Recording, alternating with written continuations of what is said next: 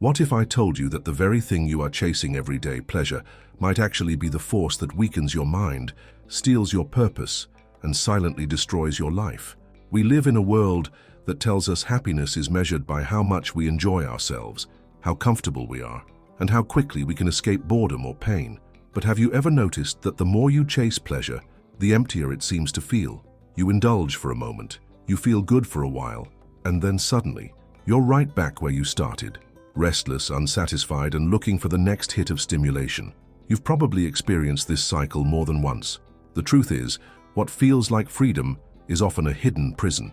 And Carl Jung, one of the most profound thinkers in psychology, warned us about this trap long before modern life was drowning in distractions. Jung understood that pleasure, when it becomes the center of our lives, blinds us to deeper meaning. He saw how humans desperately avoid pain and suffering, clinging to comfort at all costs. Yet in doing so, we lose the very qualities that make us resilient, wise, and whole. Think about it. How many people around you live only for the weekend, for the next vacation, for the next purchase that promises excitement, and yet no matter how much they consume, they feel a quiet emptiness gnawing at the edges of their lives? Have you ever asked yourself why? The pursuit of pleasure is seductive because it feels like progress. It whispers, "You deserve this," or "This is what life is about." But according to Jung, this pursuit leads us into the arms of our own shadow, the darker, hidden side of the psyche that grows stronger the more we feed it with shallow desires. Pleasure can become an addiction, a mask that hides our deeper wounds, and a way to avoid the hard work of growth. And here's the paradox. The more you run from discomfort, the more powerless you become. Does that sound familiar to you? What Jung offers is not just a critique, but a radical alternative.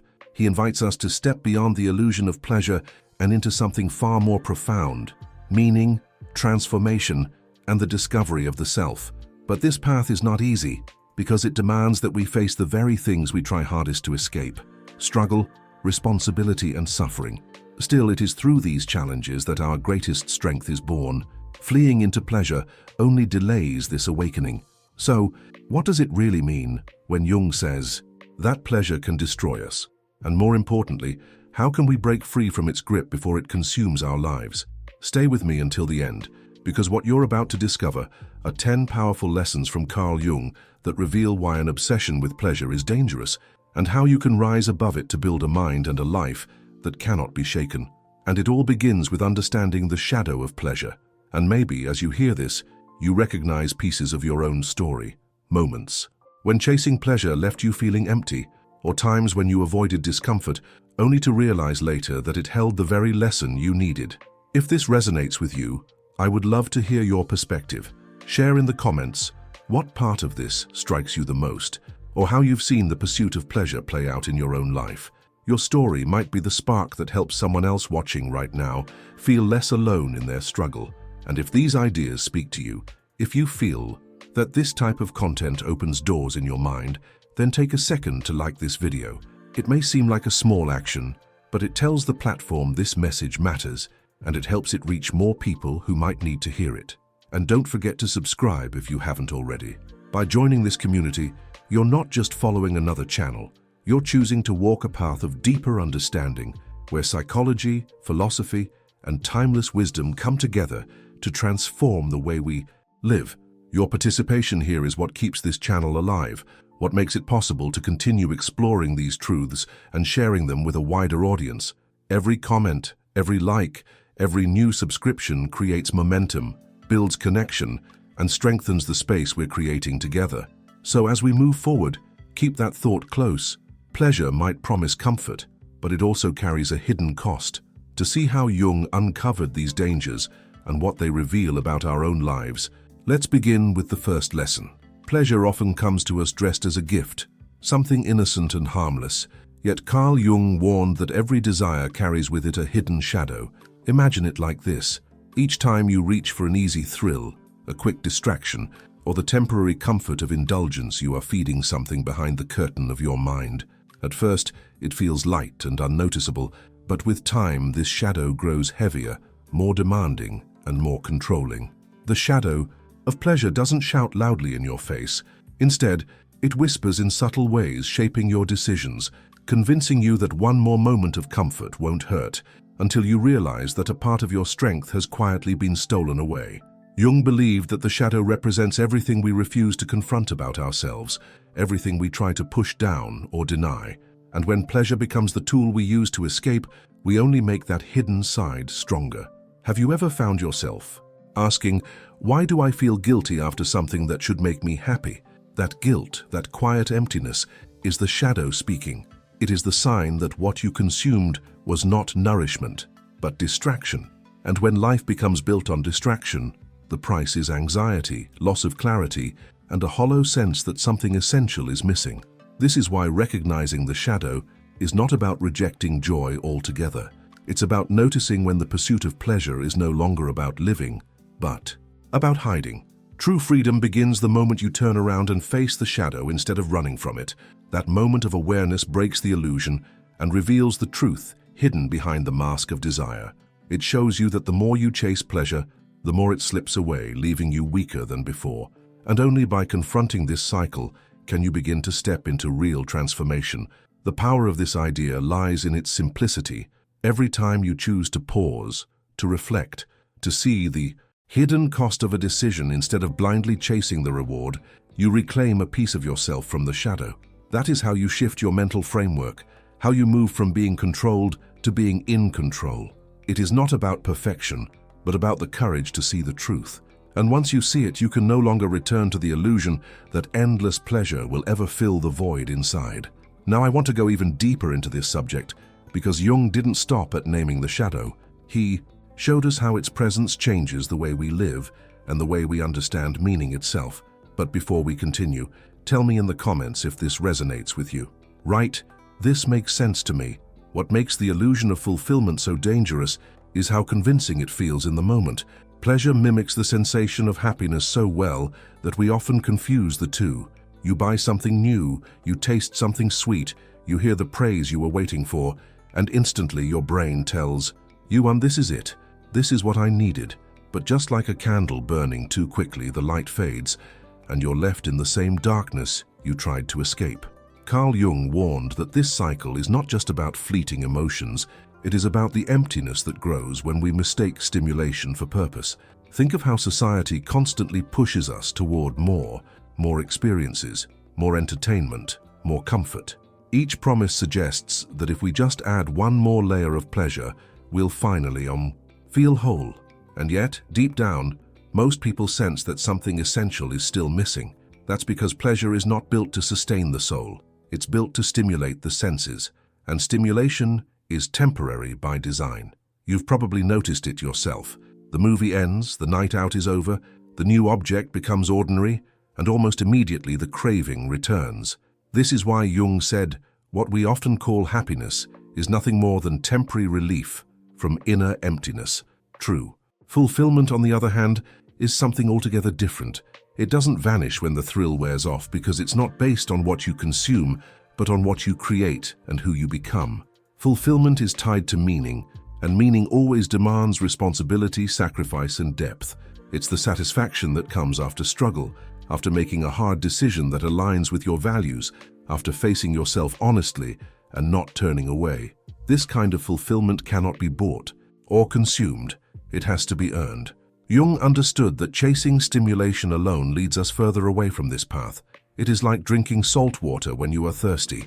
The more you consume, the more desperate you become.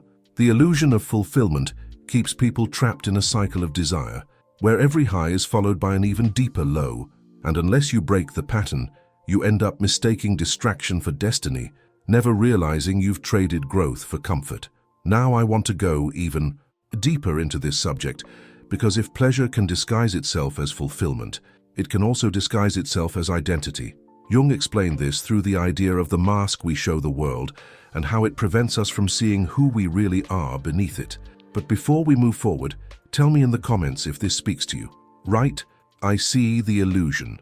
The persona is one of Jung's most fascinating and unsettling ideas because it reveals how much of our lives are lived behind a mask. From the moment we learn what is accepted and rewarded by others, we begin to shape a version of ourselves that will be praised, admired, or at least tolerated.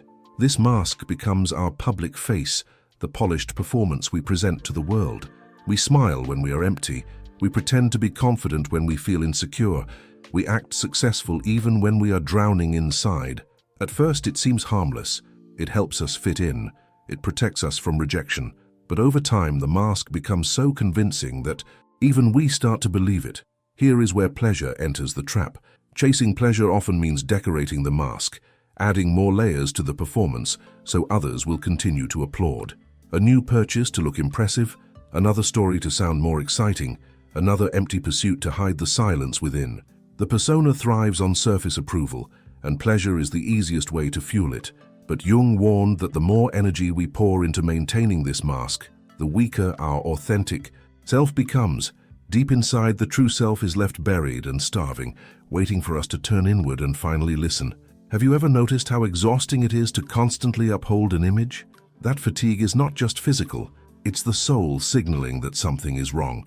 The persona may win attention, but it robs you of intimacy with yourself. And here lies the tragedy. Many people never realize they are prisoners of their own performance.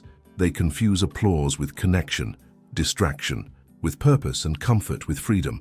But masks can't breathe, and eventually, the suffocation is impossible to ignore. Jung believed that liberation begins with courage, the courage to look beneath the mask and confront what we've hidden.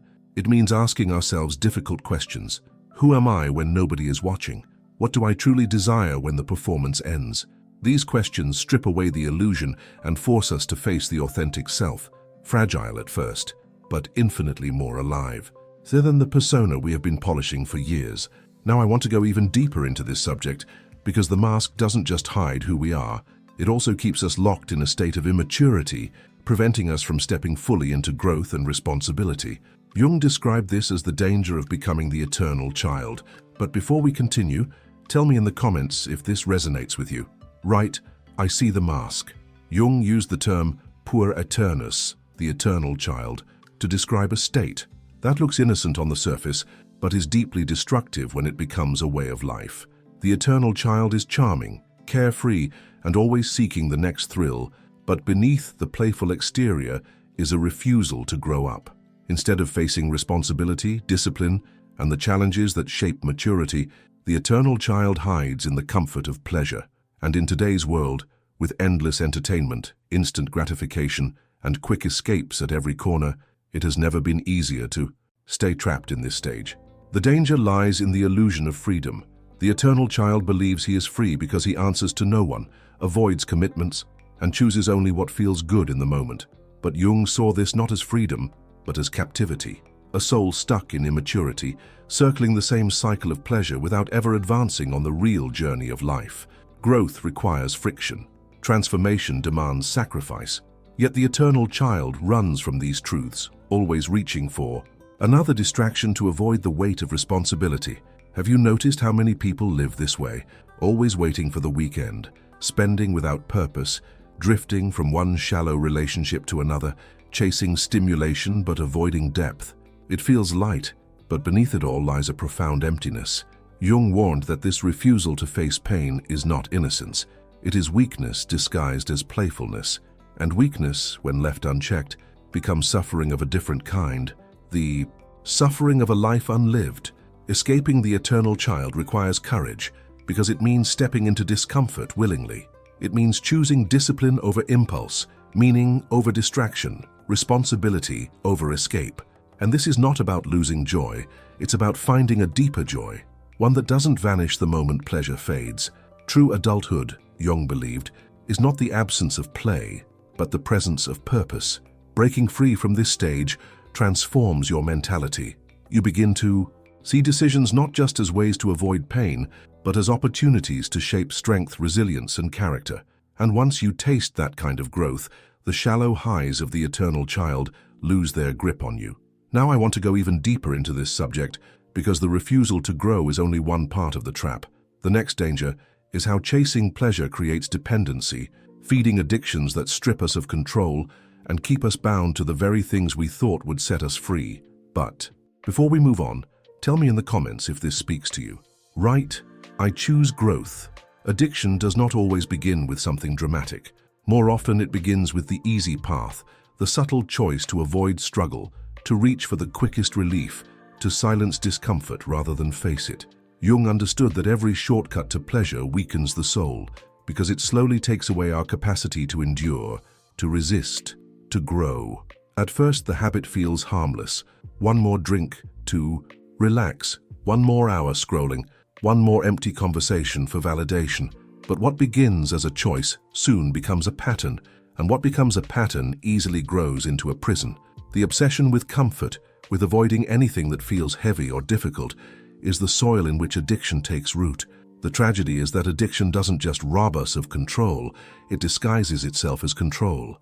It whispers, "You deserve this," or "This is helping you," when in truth, it is binding you tighter. Every time you give in. Jung saw that addiction is never about the surface object itself, whether it's substances, entertainment, or attention. It is about the soul's refusal to engage with pain, the unconscious demand for escape at all costs. That's why the more you chase pleasure, the less freedom you actually have. The very thing that promises relief ends up owning you. And think about how this shows up in modern life. Entire industries are built on the knowledge that humans crave the easy path. Algorithms designed to feed your impulses, products created to promise instant results, images crafted to keep you addicted to comparison and validation. Each time we surrender to these traps, we lose a little of our inner strength, trading resilience for dependence. Jung would call this a spiritual sickness, the soul shrinking under the weight of avoidance, unable to face reality directly. But here's the paradox. Resisting the easy path doesn't make life harder, it makes life deeper. Every time you choose discipline over indulgence, reflection over distraction, patience over impulse, you strengthen the muscle of your soul. You reclaim authority over your own existence. And this is the true meaning of freedom. Not doing whatever feels good in the moment, but becoming the kind of person who cannot be enslaved by craving. Now I want to go even deeper into this subject, because Jung showed that addiction to pleasure doesn't just weaken the will, it kills meaning itself, leaving behind a life that looks full on the outside, but feels unbearably empty within. But before we continue, tell me in the comments if this resonates with you. Right, I break the cycle. One of Jung's most powerful insights was his insistence that human beings cannot live without meaning. We can survive without wealth, without status, even without comfort. But when meaning disappears, the soul begins to collapse in on itself. This is why pleasure, no matter how abundant, always fails to sustain us. Pleasure without meaning is hollow, like a beautifully decorated shell with nothing inside. It may shine on the surface, but it offers no real nourishment to the spirit. Think about the people who seem to have everything: money, experiences, constant entertainment. From the outside, their lives look enviable, but many of them are quietly consumed by despair. Jung understood this paradox long before it became a cultural epidemic. When meaning is absent, the soul grows sick, and no amount of pleasure can fill the void. The tragedy is that most people don't even recognize the sickness. They only feel the restless hunger, the endless desire for something more, and they try to feed it with more indulgence, more distraction, more escape. But what they are really starving for is not another dose of pleasure. They are starving for purpose. Meaning, unlike pleasure, is never handed to us. It requires struggle, sacrifice, and self-discovery. It demands that we ask difficult questions. Why? Am I here? What am I contributing? What am I willing to suffer for? These questions cannot be answered through consumption, but only through creation and commitment. And though the search is painful, it is also what makes life worth living. Jung saw that when we lose sight of meaning, we lose our anchor. And without an anchor, the waves of desire toss us endlessly from one craving to the next. This is why pleasure becomes so destructive when elevated above purpose. It keeps us busy, entertained, and comfortable enough to avoid confronting the emptiness. But deep down, the soul knows. Deep down, there is a quiet grief for the life we could be living, for the deeper story we were meant to embody. And that grief will not be silenced by another thrill. It can only be answered by turning inward and embracing the search for meaning. Now, I want to go even deeper into this subject, because Jung revealed that when we run from meaning and cling to pleasure, something else begins to take control, the unconscious forces within us that thrive in the shadows. But before we continue, tell me in the comments if this resonates with you. Right, I choose meaning. Jung often warned that the unconscious is not some distant, abstract idea. It is a living force within us, and when we refuse to confront it, it begins to rule our lives from the shadows. Every time we avoid pain, every time we silence discomfort with pleasure, we are giving more power to this hidden realm. On the surface, it feels like we are in control, choosing what we want, living freely. But beneath the surface, repressed fears and unresolved conflicts start pulling the strings. The decisions we make, the relationships we choose, even the patterns we repeat without understanding why. So much of it is shaped by what we've buried. And the more we chase pleasure to escape, the stronger those buried forces become. Think about it this way. The unconscious is like a basement filled with everything we don't want to. See, our shame, our doubts, our disappointments. Ignoring it doesn't make it disappear. On the contrary, it festers, and eventually it finds a way out. It leaks into our moods, our reactions, our choices. Have you ever found yourself sabotaging something good without knowing why, or repeating a mistake you promised you'd never make again? That's the unconscious at work, silently dictating your path because you handed it authority each time you ran from discomfort into the arms of pleasure. Jung believed that freedom begins only when we shine light into those shadows. Avoidance gives the unconscious power, awareness takes it back. But this process is not comfortable, which is why most people resist it. It requires us to face pain, to sit with feelings we'd rather numb, to admit truths we'd rather deny. Yet in doing so, we begin to dismantle the tyranny of the unconscious.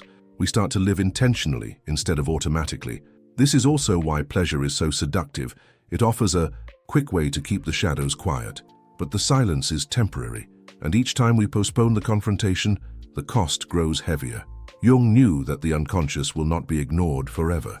It will force itself into the light, often through crisis, breakdown, or suffering. The choice we have is whether we meet it willingly or wait until it explodes.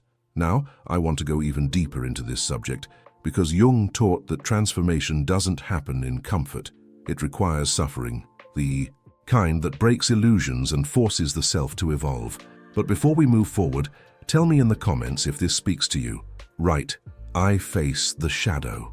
Jung was unflinching when he spoke about the role of suffering in human life. He believed that transformation always requires struggle, and that pain is not simply an obstacle but the very catalyst of growth. It is in the moments when we are forced to confront hardship, when our illusions collapse, that we are pushed toward a deeper understanding of ourselves. Yet, in a culture obsessed with comfort, this truth feels almost offensive. We are taught to believe that a good life is one without suffering, that happiness means avoiding all discomfort. But Jung knew the opposite was true. Avoiding suffering is precisely what keeps us weak, restless, and unfulfilled. Think about the times in your life when you grew the most. Were they moments of ease, or moments when you had no choice but to face pain, responsibility, or loss? Struggle strips away the unnecessary. It reveals what is real and forces us to confront who we are without the masks and distractions. In this sense, suffering is a kind of purification. It burns away illusions and leaves behind something stronger, something more authentic. Jung often said that people will do anything, no matter how absurd, to avoid facing their own soul. And yet, when the soul suffers, that is the moment it begins to awaken. The tragedy of pleasure chasing is that it blocks this awakening. By numbing ourselves with distractions, we escape the very experiences that could make us whole. The pursuit of constant comfort leaves us stuck in mediocrity, forever circling the same shallow cycle. Jung insisted that the journey toward individuation, the process of becoming your true self, cannot happen without confronting suffering head-on. Pain is the doorway, and avoidance only locks it tighter. This does not mean we should seek suffering for its own sake. Rather, it means accepting it when it comes, refusing to run and allowing it to teach us. Transformation is rarely gentle, but it is always worth it. Each wound has the potential to become wisdom, each loss the seed of new strength, each challenge a step closer to wholeness. To reject suffering is to reject evolution itself. Now I want to go even deeper into this subject, because once we understand that pain is necessary, we also begin to see that true freedom does not lie in avoiding discomfort, but in mastering our impulses. This is the key to a kind of freedom that pleasure alone can never provide. But before we continue, tell me in the comments if this resonates with you. Write, "Pain transforms me." Freedom is a word that gets thrown around casually, often reduced to the idea of doing whatever you want whenever you want. But Jung challenged that definition. He believed that real freedom is not about giving in to every impulse. It is about mastering them. The person who cannot say no to their cravings, who cannot resist the temptation of constant pleasure, is not free at all. They are a slave disguised as a master, chained not by external forces, but by their own unexamined desires. And this is why the pursuit of pleasure, when unchecked, becomes so destructive. It masquerades as liberty while quietly eroding true autonomy. To Jung, authentic freedom came through integration, bringing the shadow into awareness and refusing to let it rule from the darkness. When we acknowledge the parts of ourselves we would rather hide, we begin to reclaim power. That power is not the shallow kind promised by indulgence, but a deeper authority over our own mind and soul. It is the freedom of knowing that your choices are not dictated by avoidance or compulsion, but by conscious intention. That is wholeness, that is strength. Think about how liberating it feels when you finally break a cycle that once controlled you, whether it's the habit of reaching for distractions every time you feel uneasy, or the urge to seek approval through constant performance. The moment you step outside of it, you taste a freedom far greater than temporary relief. It is the freedom of self-mastery, of realizing that you no longer need to be pulled in every direction by desire. Jung understood that this level of inner authority is what separates those who live on the surface from those who live with depth. And here lies the paradox. Freedom requires discipline.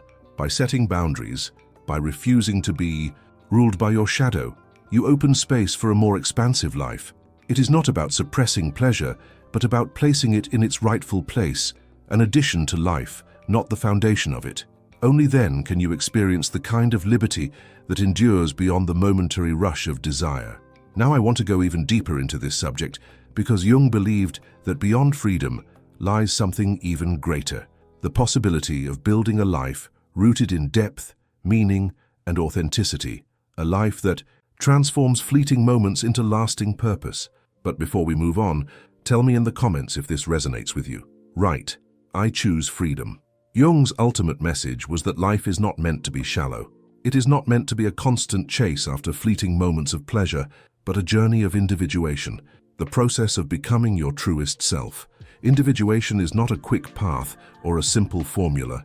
It requires discipline to resist distractions, reflection to uncover the truth beneath appearances, and above all, the courage to confront life's inevitable pain. This is not the easy road, but it is the only road that leads to real transformation. To build a life of depth means daring to step beyond the surface where most people remain trapped. It means asking not, what feels good right now, but what will make me stronger, wiser, and more authentic in the long run? That shift in mentality is profound. Suddenly, struggles are no longer enemies to be avoided, but teachers to be embraced. Failures stop being proof of weakness and instead become stepping stones toward growth. Every difficulty becomes part of the raw material that forges resilience, and resilience is the kind of power that no pleasure can provide. When Jung spoke of depth, he spoke of wholeness, integrating the light and the shadow, the joy and the suffering, the conscious and the unconscious.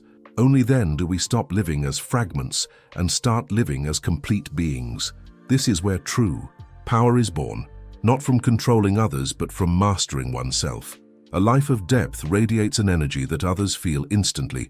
It is calm yet unshakable, grounded yet full of vision, disciplined yet alive with passion. Contrast this with a life of endless pleasure-seeking, which often leaves people restless, dependent, and hollow. Pleasure ends the moment it is consumed, but depth endures. Depth builds legacy. Depth transforms existence into a story worth telling. And that is the reward Jung pointed us toward, a life not defined by temporary highs, but by authentic purpose, resilience, and inner strength. Now I want to go even deeper into this subject because everything we've explored so far comes together in a powerful truth. Chasing pleasure will always keep you shallow, but choosing meaning, growth, and wholeness creates a life that cannot be destroyed. But before we continue, tell me in the comments if this resonates with you. Right, I choose depth. If you've made it all the way here, it tells me this message truly spoke to you. Go ahead and subscribe so you don't miss the next time we dive into ideas that challenge the way you think and push you toward real growth. Leave a comment with the phrase, "I'm here until the end," so I know you stayed with me through the whole journey. And if this conversation created a spark for you, give the video a like. It helps keep this connection alive. There's another video right here that deepens this topic, so click and continue with me there.